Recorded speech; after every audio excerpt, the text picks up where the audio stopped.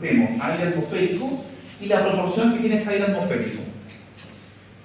Cuando esto se junta, genera una reacción, lo dice aquí, genera una reacción, reaccionan, ¿cierto? Chocan y de alguna manera generan un producto. ¿Ya? Es importante venir a clase porque todas estas análisis que nosotros hacemos después igual se preguntan.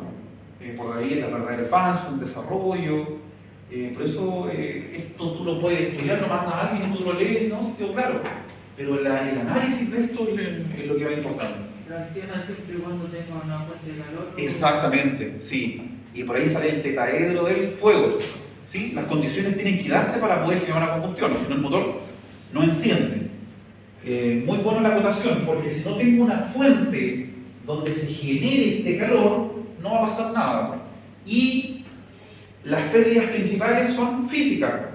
Si no se genera una compresión, eso no va a generar una disminución del área de la sustancia de trabajo, en este caso es un aire compresible, no se va a generar calor y esa fuente no se va a dar para que esto reaccione.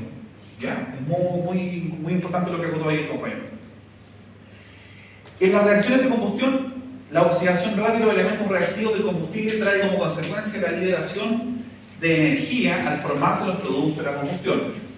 Al formarse los productos de la combustión, ¿cuáles son? Los que ya comenzamos.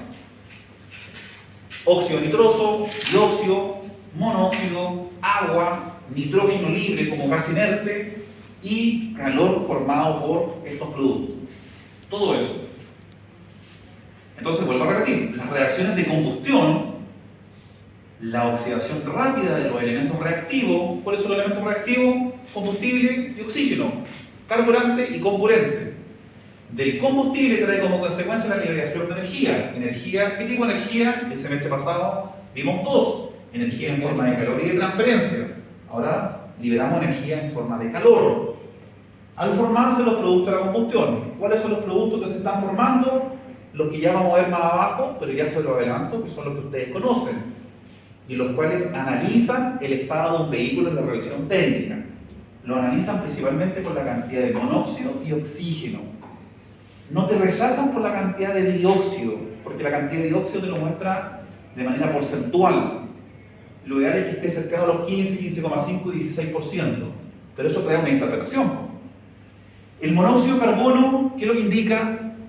Si está fuera de parámetro en la revisión técnica a través del voucher, ¿qué está pasando con ese motor? Cuando el monóxido de carbono es alto, No hay una reacción. No hay una buena reacción química. ¿ya? No se está quemando bien. No se está quemando el combustible. Hay mucho daño. Mucho combustible. No tan solo así, puede pasar. Un inyector puede estar boteando mucho combustible, toda la razón, ¿cierto? Pero tiene que ver con la proporción, ¿ya? Del componente, de la cantidad de aire. También pueden ser de ambos, pero lo importante es que no se unió la cantidad, ahí hablamos de las relaciones estequiométricas, no se unió la cantidad ideal de combustible con la de aire, no hubo una proporción estequiométrica. Y por eso salió combustible libre y apareció el monóxido de carbono, pero principalmente es porque todo el combustible que llegó a la cámara no encontró pareja y por lo tanto salió solito. Faltó aire y la proporción del aire, que es un 21% de oxígeno, faltó para poder tomar esas moléculas de combustible, principalmente de carbono, para poder sacar un producto que se llama dióxido de carbono. Y por eso salió monóxido de carbono. Para allá vamos. El que se está confundiendo me detiene y lo volvemos a explicar. Pero para allá vamos. Esto hay que tenerlo claro en principio porque si no, no vas a entender los ejercicios propios.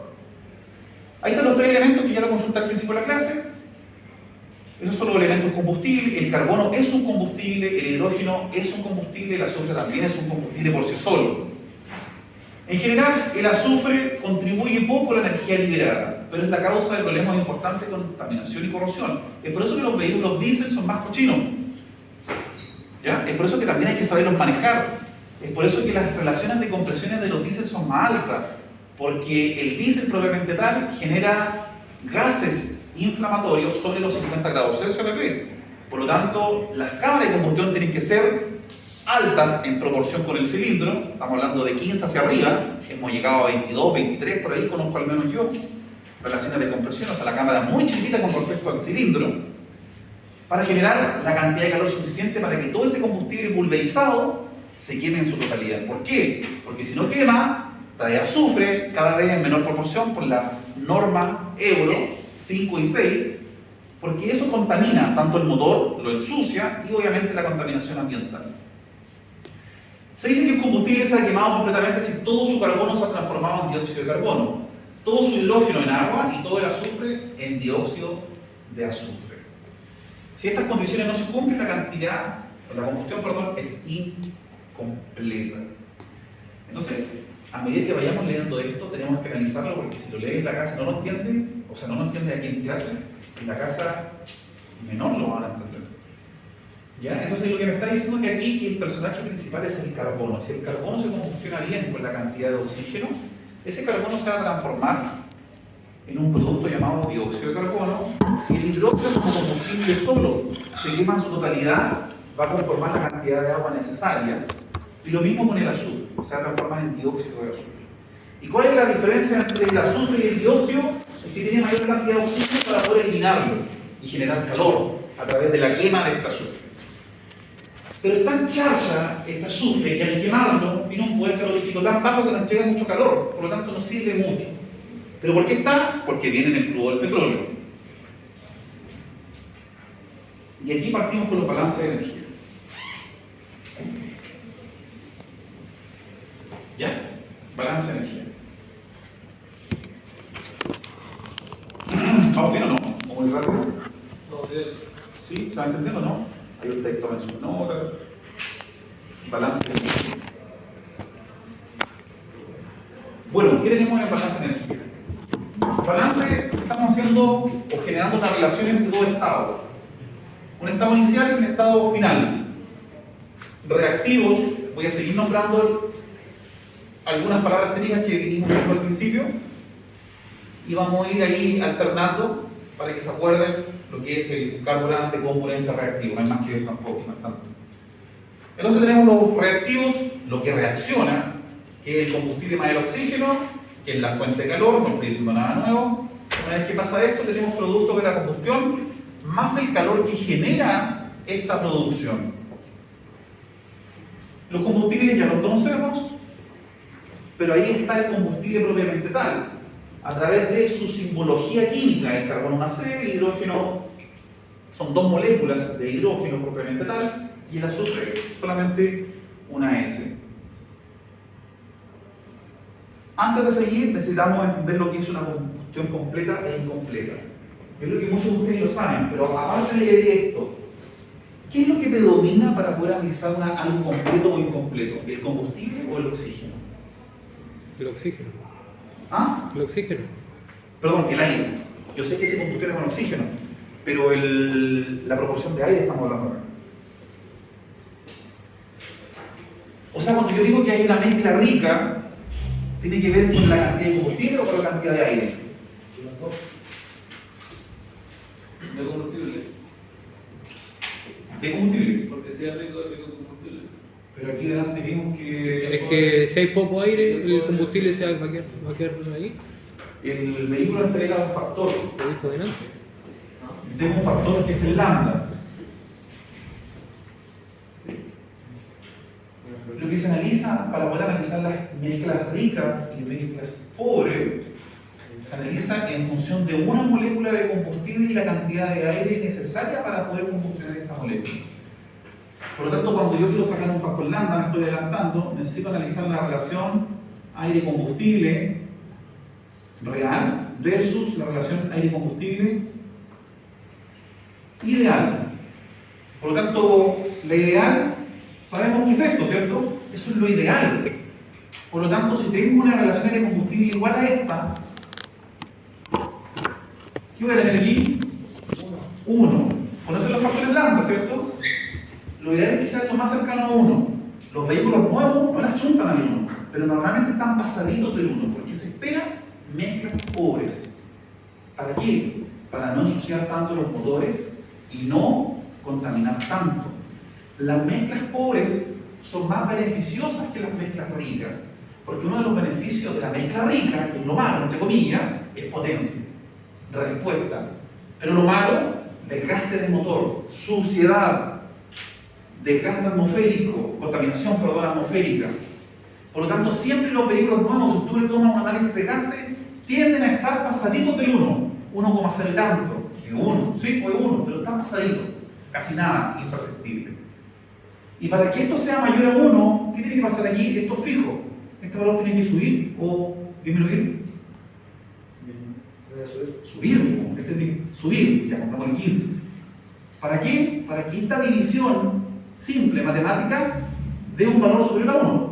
¿Se entiende, cierto? Por lo tanto, yendo a la pregunta, cuando hablamos de combustión incompleta e incompleta, estamos analizando la cantidad de aire disponible para combustionar una molécula de combustible. Una molécula de combustible. ¿Ya? Entonces se mide en función de la cantidad de aire disponible. ¿Ya? Eso. Entonces, esto lo tenemos que calcular, porque esto es fijo para el combustible, o sea, para la nafta, para la gasolina. Hay valores diferentes para propano. ¿Y cuál los vamos a hacer? Propano, metano, etanol, diésel, gas natural, en fin. Pero como siempre ocupamos gasolina o diésel, las proporciones están muy cercanas a los 15 kilos de aire atmosférico por cada molécula de combustible. Si eso se da, si tenemos esta cantidad de masa de aire que principalmente o normalmente se expresa en gramos, ¿no? Pero da lo mismo, el combustible debiese quemarse en toda su proporción, obteniendo un valor cercano a 1 en el lambda. Entonces mi pregunta es, si el lambda se arranca del 1 positivo hacia arriba, ¿mezcla pobre o mezcla rica? Y si es menor a 1, mezcla rica. Y eso es una confusión terrible. ¿Quién de ustedes me puede decir? Bueno, en realidad confunde la cuestión porque no entiendo cómo si esto es 0,9, ¿por qué es mezcla rica? Si está abajo del 1, confunde. Por eso hay que analizar esto, porque si este valor es menor, 9 kilos de aire por kilo de combustible, o sea, realmente tenemos poco aire disponible. ¿Qué va a pasar? Va a salir mucho combustible libre. Entonces, como es un valor menor con respecto a lo ideal, va a dar un valor inferior a 1. Y si tengo poco aire, voy a tener mucho combustible en proporción, ¿cierto? Y eso va a hacer que tenga una mezcla rica. Y si yo hago esta división, obviamente este valor va a ser inferior a 1. Eso es lo que ustedes van a tener que modelar matemáticamente y comparándolo con el voucher que vamos a sacar en el análisis de gas. Entonces ya conocemos lo que es la combustión completa o incompleta. En lo real, en lo básico de poder entender, es que una combustión completa significa que el combustible dispuesto a ser quemado se quema en su totalidad. Y la combustión incompleta no, tan simple como eso. Más allá de las condiciones reales que están pasando dentro de ese cilindro. Mucho combustible, poco combustible, mucho aire, en fin. La molécula de combustible incompleta no se está quemando en su totalidad y eso genera una combustión incompleta. ¿Ya? Esas son las dos condiciones. Porque vamos a trabajar con ecuaciones químicas reales e ideales. Por lo tanto, tenemos que saber esto, imaginándonos eso, lo de allá. Porque vamos a estar hablando de mezclas ricas y vamos a estar hablando de mezclas pobres. Bien, aquí hay unas causas que lo generan. El déficit de aire, ¿qué puede generar una combustión incompleta del déficit de aire? O sea, perdón, ¿cómo se puede generar un déficit de aire en el motor? Filtro de aire sucio. Principalmente filtro de aire sucio. Ya está entrando poco aire, hay una obstrucción de aire. La altura. El turbo, claro. La altura. ¿Cómo? La altura.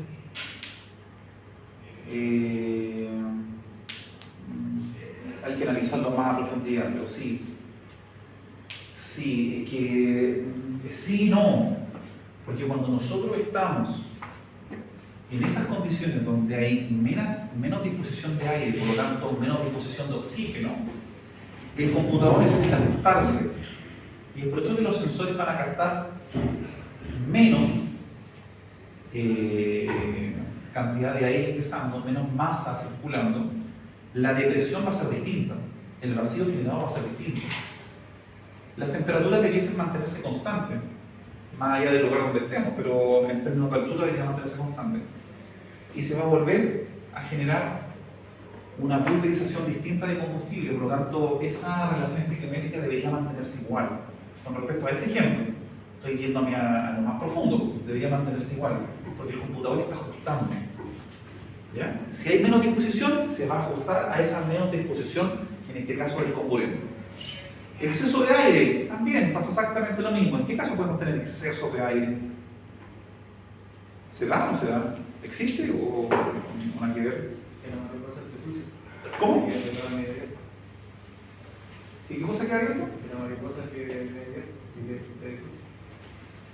¿Ya? Una fisura en el colector. Sí, por ahí podría ser. ¿Qué pasa cuando ustedes tienen pérdida de vacío? ¿Cómo se notan? ¿Han escuchado las pérdidas de vacío? ¿Sí? Sí, hay varias condiciones que de las pérdidas de vacío. ¿Qué significa una pérdida de vacío en la realidad? ¿Qué pasa en el vehículo? ¿Qué pasó? Está chupando aire. Está chupando aire por los canales que no corresponden, porque el canal legal de admisión de aire es a través del filtro, ¿cierto? Si yo le hago un hoyo después del MAF, va a estar chupando aire por todo lo que está controlado el MAF y por otro lado, aire atmosférico, y eso se va a descontrolar. Y eso puede generar inestabilidad y eso depende del computador cómo tome esa información. Está bueno el ejemplo. Dificultad de la mezcla. Se puede dar por muchas cosas. Algo en termodinámica mismo. Cuando vimos las irreversibilidades, la dificultad de la mezcla se puede dar porque pasó aceite, porque pasó agua, por las temperaturas, por problemas físicos en el mismo inyector, en fin. Baja temperatura de la fuente de calor, se puede dar por condiciones físicas, deficiente diseño de la cámara de combustión. ¿Ya? Eso.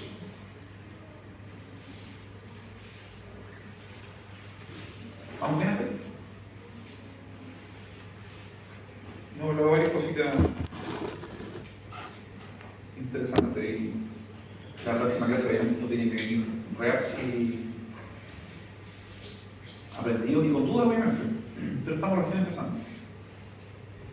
Estamos viendo la base para poder trabajar después en lo real. Y aquí está el carbono.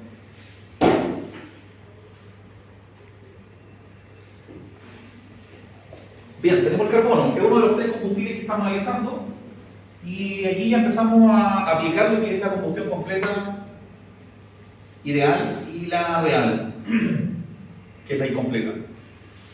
Entonces, cuando yo digo que algo se completó, es porque de alguna manera todo lo que está dispuesto se utilizó. Y en este caso lo que estaba dispuesto es una molécula de carbono, y aquí van a aparecer los moles. Ustedes ya vimos mezcla de gases en termodinámicas y ya saben qué es lo que son los moles. Carbono, para que esto se oxide y reaccione en su totalidad, ojalá unirse o reactivarse con la disposición completa de oxígeno, que son dos moléculas. Si no las tengo como tal, el carbono no se va a quemar en su totalidad. Estoy redundando.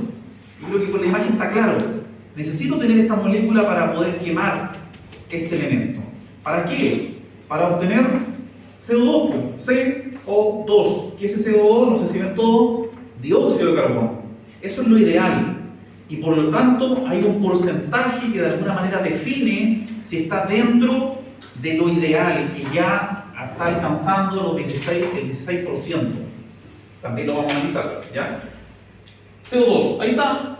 Ideal, esto es lo ideal, esto es lo que debiese pasar. Ideal, no pasa. ¿Qué significa eso?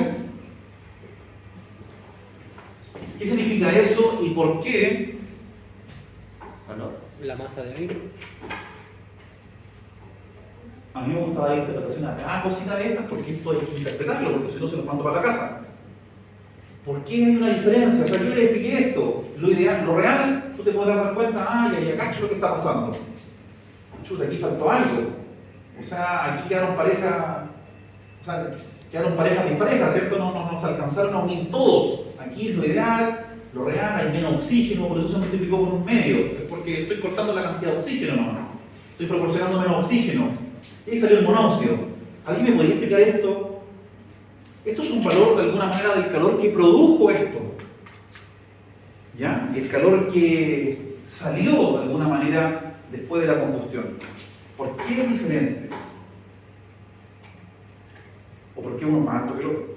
Porque en el ideal se queman por completo las fracciones de... ¿Ya? ¿Y qué genera eso? Un mayor calor al quemarse por completo la... Genera mayor cantidad de calor. Sí. ¿Ya? Que la real porque no se quema por completo, entonces por sí va a dar menos calor. Es como cuando ustedes hacen el asado, por eso le movemos, ¿cierto? Porque si no hay una cierta cantidad de oxígeno disponible para poder quemar las brasas, tú vas a sentir que no calienta, obvio, porque no está encendiendo, se te está apagando. Aquí pasa exactamente lo mismo, por lo tanto el calor que tú estás percibiendo, aquí lo estamos cuantificando y podemos darnos cuenta, en términos simples, de que si esto se está quemando completamente por la cantidad de oxígeno disponible, voy a generar mayor cantidad de calor, más allá del número. Pero eso es APP, es lo que dice la teoría. Se está generando por cada kilo de combustible o carburante disponible, estamos generando una energía de 7.632 kilocalorías. ¿Ya? ¿Me entiendes? Ese es el calor que estamos generando por cada unidad de masa de combustible disponible para reaccionar. Esto hay que entenderlo. Si esto sucede tal cual, idealmente, vamos a generar aproximadamente 7.600 kilocalorías por cada unidad de masa. ¿Ya? Por cada unidad de masa. Ni siquiera tiene que ser kilo, puede ser gramo, por cada unidad de masa. ¿Ya? Y la combustión incompleta, obviamente, genera alrededor de 1/3 del calor generado al disminuir la cantidad de oxígeno. Ni siquiera es la mitad, pero menos cantidad de oxígeno. Y eso es lo que finalmente se traduce en una proporción decimal de monóxido de carbono. Para los sellos verdes me parece que todavía están en 0,5. Tengo que actualizarme un poco. Como máximo la cantidad de CO que debe expeler una combustión incompleta de un motor. Superior a eso es porque ahí hay un problema ya. Y puede redundar en varias cosas: inyectores, problemas físicos, netamente, compresión, vacío generado, filtros, en fin. También válvulas externas, PCB, EGR, cáncer, que van a generar problemas en esto. ¿Ya? Todas esas válvulas que son apoyos externos para una mejor, y ni siquiera una mejor combustión para lograr mejor potencia y torque, sino que para cuidar los daños atmosféricos. Para allá está dirigido todo esto, para cuidar, porque la EGR ¿para qué funciona? Para reciclar los gases de escape. ¿Para qué? Para volver a combustionarlo. Para volver a No. reutilizarlo. No, los gases de escape son gases inertes que ya se quemaron. Po. Hay un oxígeno que se unió con el combustible y ya se quemó, no hay nada más que hacer con eso. Pero ¿para qué se vuelve a meter a la cámara? ¿Qué genera mayor temperatura? En la cámara se genera una temperatura tal que hay dos elementos que a altas temperaturas se unen y generan toxicidad atmosférica y para la salud, que son los NOx, que se van a empezar a regular con bancos dinamométricos. El nitrógeno por sí solo es un gas inerte que no hace daño.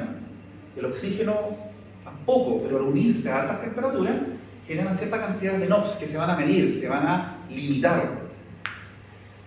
Entonces, cuando los NOx estén altos es porque las asistencias externas del motor, como la EGR o las válvulas o toda la gestión electrónica o física de la EGR, no está funcionando bien. Po. Todos estos gases de escape inertes que ya se quemaron vuelven a ingresar a la cámara y están perjudicando la potencia generada del motor, porque son gases que no se van a volver a combustionar. Pero los meten ahí para poder limitar la temperatura de la cámara y generar o obtener la menor cantidad de NOx o la menor cantidad de asociación de oxígeno y nitrógeno. Para eso está la EGR.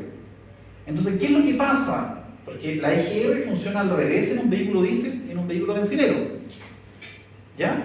¿Por qué cuando falla la EGR, más allá de la EGR en sí, o la asistencia de vacío que tiene, o la válvula eléctrica, porque funciona de varias formas, ¿por qué pierde potencia el vehículo? ¿Por qué tira combustible, humo negro? Ya pensemos en un diésel, porque las condiciones son distintas. ¿Por qué? Ya, perdió... en la realidad pasa eso. Oye, pierde fuerza, humo negro. La IGR está mala, diagnosticar la IGR está mala. ¿Por qué generó la IGR eso en el vehículo? La IGR en un vehículo diésel parte abierta y a medida que se va calentando, se va cerrando. Normalmente es una válvula o un vástago que, como todo elemento mecánico, se ensucia por carbonilla y queda, o tiende a quedarse pegada. ¿Qué pasa si se queda abierta? El flujo se va a mantener constante hasta que el momento donde no se necesita ese flujo, va a seguir entrando ese flujo. Utiliza en la cámara un espacio que no le corresponde, porque es un gas inerte, por lo tanto la molécula de aire viva para poder combustionar va a ser menor, porque hay alguien extraño que está ocupando un espacio que no le corresponde, ¿cierto? Entonces la cantidad de combustión generada va a ser menor, la cantidad de calor generada va a ser menor. ¿Qué es lo que va a pasar? Se va a perder potencia, el combustible que ingresa no se va a quemar en su totalidad, porque hay un extraño en la cámara que está ocupando un lugar y finalmente no tiene ningún beneficio para la potencia generada en el motor. Por lo tanto, ese combustible pulverizado no se va a quemar en su totalidad. ¿Qué va a pasar? Va a salir íntegro hacia la atmósfera. Es por eso cuando tú aceleras estos vehículos diésel, no sé si alguien le ha tocado verlo, sale humo negro para atrás. Es porque el flujo de la IGR está de manera constante y está generando pérdida de potencia. ¿Qué es lo que se hace para poder limitar eso en menos? Se cierra. ¿Sí? ¿Lo han visto el nuevo, no? Se elimina, se saca, se tapa. Se tapa. ¿Ya? ¿Sí? ¿Lo han visto? Sí. Eso es lo que pasa. Entonces, es bueno analizar estas cosas desde un aspecto físico, más allá de que la IGR está mala, cámbiala nomás. Pero ¿por qué se genera eso? Entonces la cantidad de calor que se genera va a ser diferente en función de lo que se está quemando o proporcionando en su interior. Eso es el carbono, ideal o real. Tenemos el hidrógeno, combustión completa. El hidrógeno no presenta combustiones incompletas, porque el hidrógeno en sí se le hace muy fácil comunicarse o asociarse con el oxígeno porque esto está a nivel atmosférico. Por lo tanto, ¿por qué si aquí hay hidrógeno no tenemos agua en suspensión? ¿Por qué? Porque no está oxígeno. Porque la cantidad de oxígeno para unirse con el hidrógeno no es tal para poder generar agua, tan simple como eso. Por lo tanto, siempre vamos a tener combustión incompleta con el hidrógeno porque siempre hay, a nivel atmosférico, una cierta cantidad de oxígeno.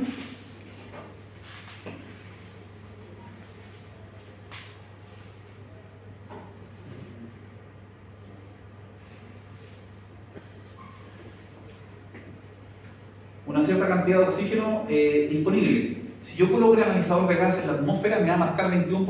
Eso es constante. Me va a marcar el 21% disponible de oxígeno, al menos aquí a nivel del mar.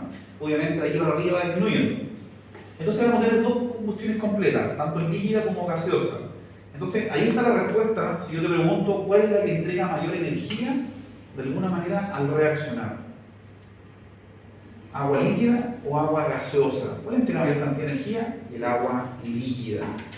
¿Por qué? Porque las moléculas obviamente están más cohesionadas y al entrar en contacto con agua caliente, por ejemplo, te va a entregar mayor cantidad de calor que esta agua que está en suspensión, que a esto le llamamos vapor. ¿Ya? Eso te entrega mayor cantidad de energía calórica en ese estado líquido en vez del gaseoso. Desde 28.000, la diferencia son tan poquititas, pero ya se entiende el concepto. Y finalmente tenemos el azufre, es exactamente lo mismo que el carbono, y si ustedes ven, te entrega bien poco de energía al ser quemado, idealmente con el oxígeno. ¿Qué es lo importante de esto? Que ustedes entiendan a leer o a entender que la cantidad de calor que se está presentando acá es variable, es proporcional a la cantidad quemada y que está analizada en función de una unidad de masa. Y ahí ustedes pueden ver las variaciones. Y esto no hay mucho que hacer el análisis, sino que ustedes ven que lo ideal obviamente va a generar mejores prestaciones, en este caso en términos de energía calórica. ¿Listo? ¿Dudas con eso? Profesor, ¿Sí? ¿qué es la combustión completa del hidrógeno?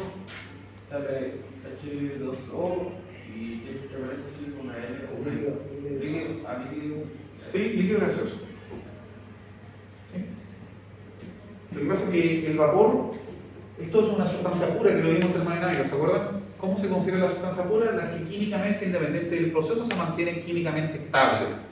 Y el agua, independiente como esté, de manera sólida, líquida o gaseosa, sigue siendo H2O.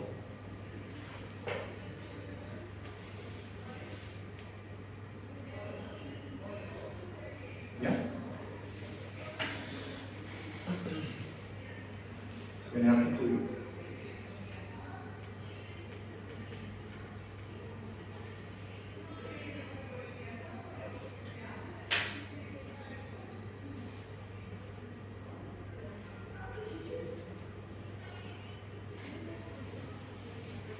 ¿Nos vamos a recreo, no?